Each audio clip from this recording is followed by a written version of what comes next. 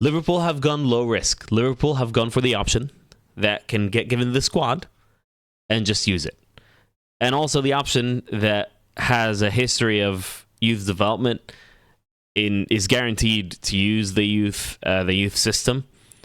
And that's an encouraging aspect of it. I think that Liverpool went a little bit low risk. It's good because it makes sense. The first impression is that it makes sense anyway. And if the first impression makes sense, then I guess it does make sense. And the second thing is, all of the Liverpool players right now, having known that Arne Slot is coming in, and if they follow him or his tactics or have watched Feyenoord, I don't know. But if they learn about his tactics, they will all feel like, in my opinion, that they have a role to play under him, which is good.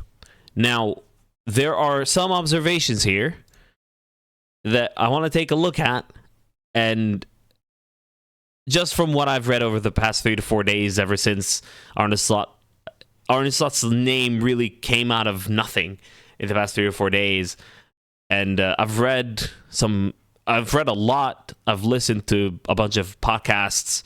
I've watched a bunch of videos all the way up until this afternoon before he was announced really as the next Liverpool manager, or the news broke. Liverpool haven't announced it yet, but it's done.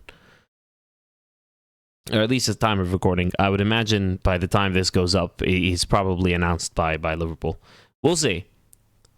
But there are a few observations here. Now, from what I've seen, I've gone through SofaScore and kind of looked at their lineups over the past 5, 6, 7 games.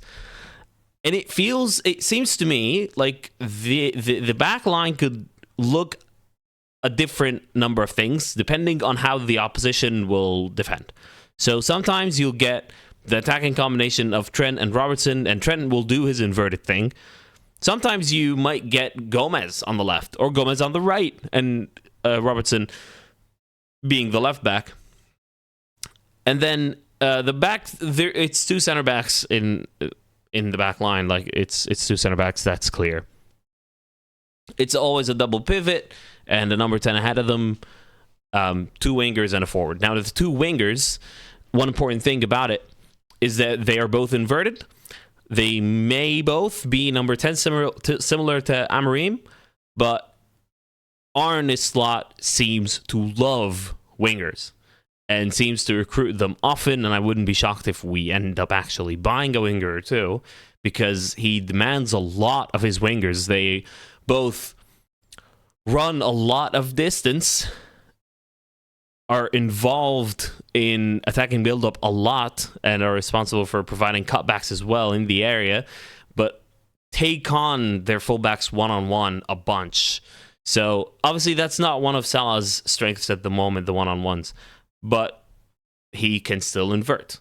And that triangle, the right-sided triangle that used to be like Henderson, Elliott, Salah in the early stages of 21-22, or Trent, not Elliott, Henderson. It was Trent, Elliott, and Salah in the early stages of 21-22. At some point, it was Trent, Henderson, and Salah when Elliott got injured. Elliott started a ton of games in the early 21-22 season, and that was my favorite version of that triangle. It worked at the end, and we were close to a quadruple.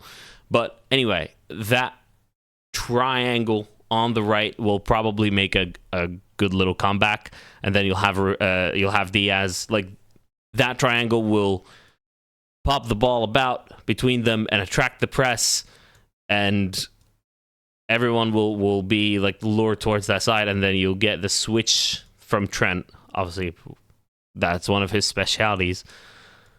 Is that a word? Diaz will take his fullback one-on-one then, because he's isolated. By the time the ball is in the air and it reaches Luis Diaz, the fullback will be closing down, and it's a one-on-one essentially. So Diaz thrives on that. Cody Gakpo loves to do that as well, and I think that's that's a build-up pattern that we will see a lot from Arne Slot. The other thing is that the center backs I don't think you'll see many long balls from Virgil van Dijk to Salah, or Virgil van Dijk to like a Trent, because the center backs are tasked with line breaking passes into midfield, and it requires a really high level relative to the league, obviously, of, well, in the Premier League that would be the best in the world. It requires a really high level of ball playing, or the ability to spot a pass. And if Gomez and Trent will contribute to that as well, he'll form a back three, and Robertson will push forward, and then that will be a common build-up shape. That could be Gomez as well. But Van Dijk and Konate are the current center-back partnerships. There is a question about Ibrahim Konate's ability to, like his ball-playing ability, essentially. He's a bit more awkward on the ball. That is a position where I think we will buy a center back. Joel Matip is leaving. Our other three center backs are Konate, Van Dijk, and Kwanzaa. At the moment, I would start Kwanzaa over Konate for this. For if Arne Slot were to start two center backs in this current Liverpool squad, it would be Van Dijk and Kwanzaa. Ibrahim Konate, his passing ability, I don't think, is up to par with what Arne Slot would look for.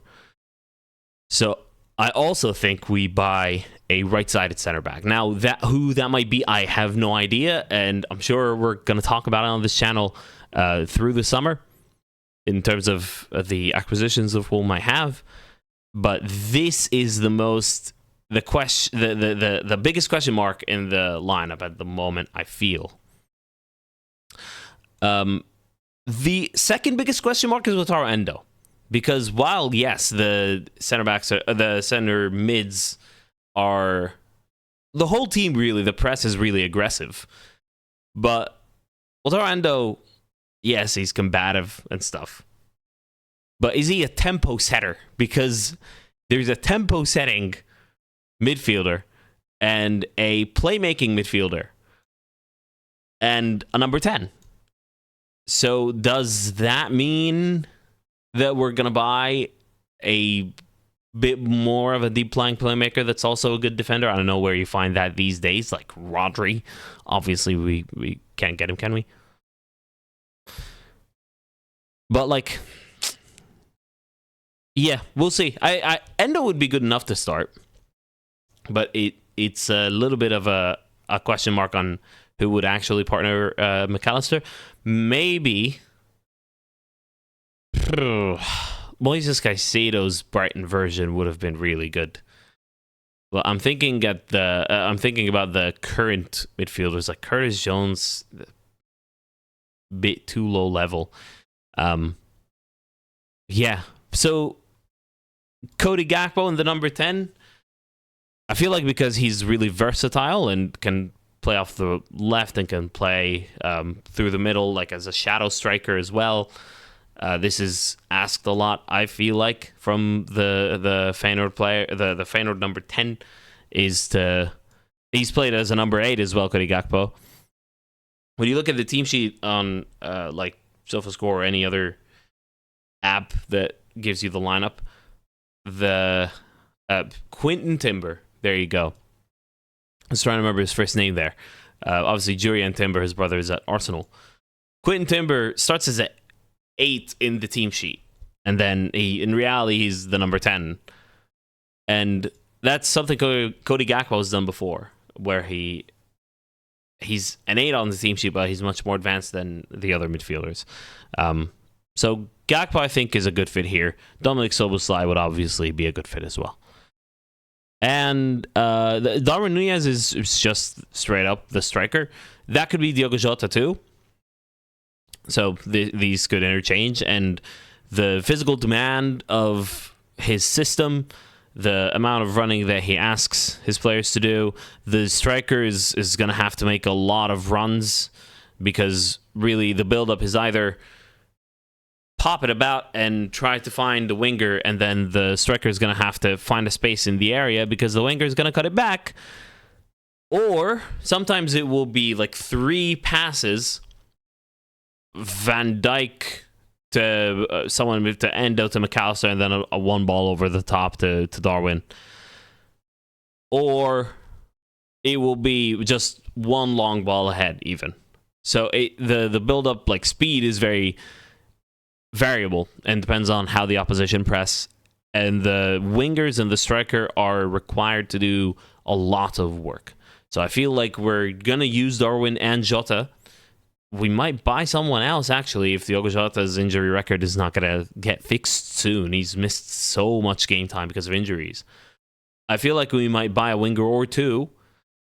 And I feel like we are definitely going to buy at least 1 center back. But knowing the nature of this appointment, and I feel like a reason for it is to limit spending on players. Obviously, we're going to buy a defender. Surely we're going to buy a defender, a center back. And then the second priority for me has to be in midfield. And then the third priority would have to be one of the wingers. Obviously, we still have Gakpo can play on the left. Harvey Elliott can play on the right. So there's cover there, but because of how much running they're asked to do, and defensively as well, I feel like some bigger enforcements, given the sheer physical output from players per game. Arne Slot substitutes wingers all the time because they just run so much, and by the end they're just gassed. So we'll see. I'm content. I'm okay with this appointment. We'll learn more as time goes on. I just wanted to provide my initial thoughts because I spoke so much about Xabi Alonso and Ruben Amorim that I felt I was compelled to talk about this, having read so much about Arne Slot so far. Obviously, this is not a comprehensive analysis, and please go watch other videos that have researched him a little bit more. I will go research him a little bit more now for the rest of the season. Obviously, the league is dead, and we're on the beach basically. I know they're not, but I am. Not literally. Yeah, we'll see. Let me know what you think in the comments. Do you agree with this lineup? What positions would you add? And how, if you're a Liverpool fan, excited on a scale of 1 to 10 about the proposition of Arne Slot here? All right, that'll be all. Very quick video here, but I will see you all very, very soon. Tomorrow, there is a banging video about lower league football. I'm not going to reveal too much, but it's really good. I'll see you then.